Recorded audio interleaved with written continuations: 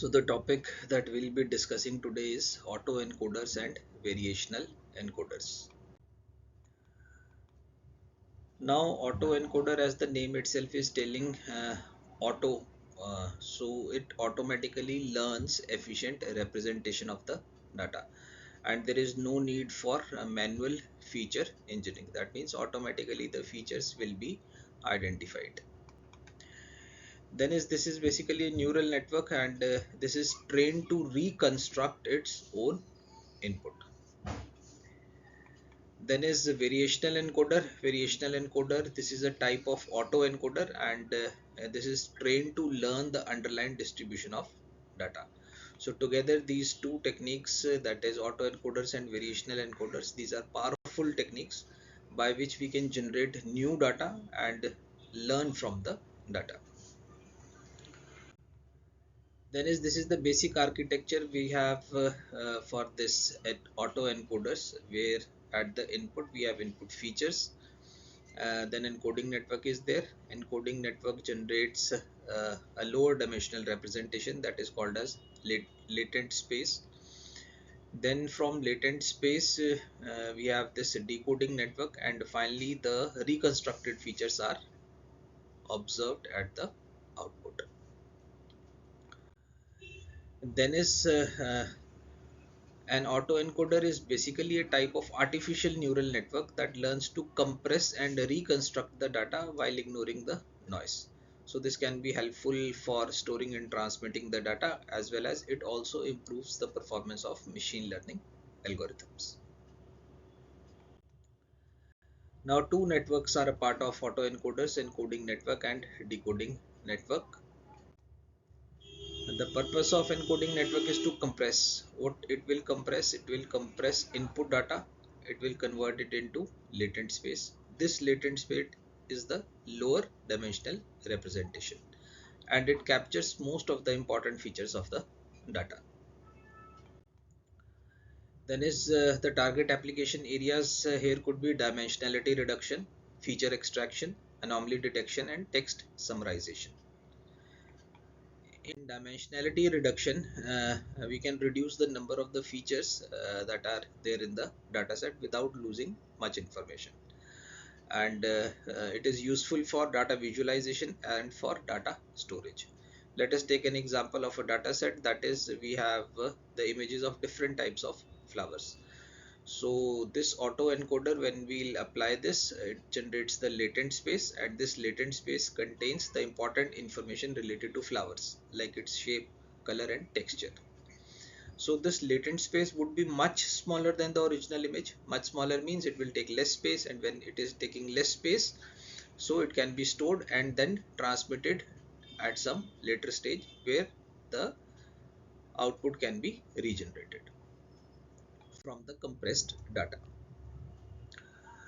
The second application area is the feature extraction. So in this feature extraction, we can identify and extract the most important features. Advantage for the same is, again, data visualization and data mining is there.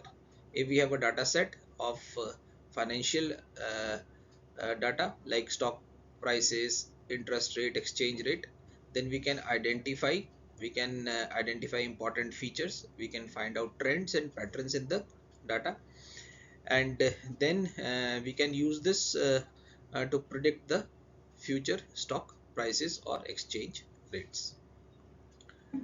Then is the third application, that is anomaly detection. We can identify the anomaly data points that are different from rest of the data. So it can be an indicative of fraud, errors, or other problems, like the data set of credit card transactions. The latent space captures the normal patterns of spending. If any abnormal behavior is observed, then that can be identified very easily. The next application is text summarization. We have given the input of 1000 words text to the encoder, and latent space reduces it to 100 words while retaining the important information. So the fourth application area of auto encoders. Now the next network is the decoding network. So the purpose of decoding network is to reconstruct. what it will construct? It will reconstruct the input data that is given now to the latent space. So from latent space we will generate the output data. So this output data is nothing but the reconstructed input data, but with less noise. Then is this decoding network is important because here we learn the relationship between the input data and the latent representation also. Then this can be used for various tasks like generating new data, denoising data, and impending missing data. For generating new data, let us take an example where we have a data set of different types of cats. Latent space will represent important information like color, breed, and skin patterns of cats.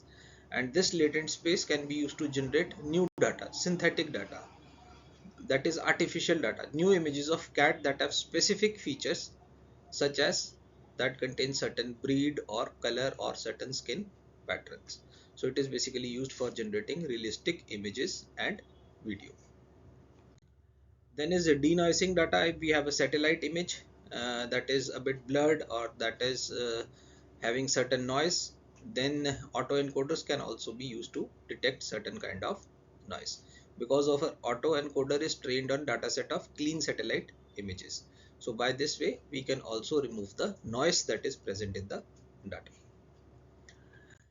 Similarly, another application area could be also imprinting data can be there. If the data is not noisy, it is missing, then also it can be uh, recovered by using auto encoders. Then about variational encoders, this is a type of auto encoder, and this word variational here means variational inference. And variational inference is a mathematical technique for approximating probability distribution. That means we learn from the latent distribution of the data. And what is the advantage of this variational encoder? That the data that is being generated is more diverse. And when the data is more diverse, then the model is more generalized. When the model is more generalized, then the output will be more realistic. So by this way, we can create a realistic images and a realistic data from the auto encoder. Then is the difference between autoencoders and the variational encoder. First is the target application area, that is the objective. Objective of an autoencoder is data compression and reconstruction, whereas for variational encoder it is data generation and inference. The model that is being used or the latent space representation is deterministic in case of autoencoder, that is one-to-one mapping, whereas in case of variational encoder it is probabilistic based. We'll be sampling the data and then identifying the probabilities based on different inputs.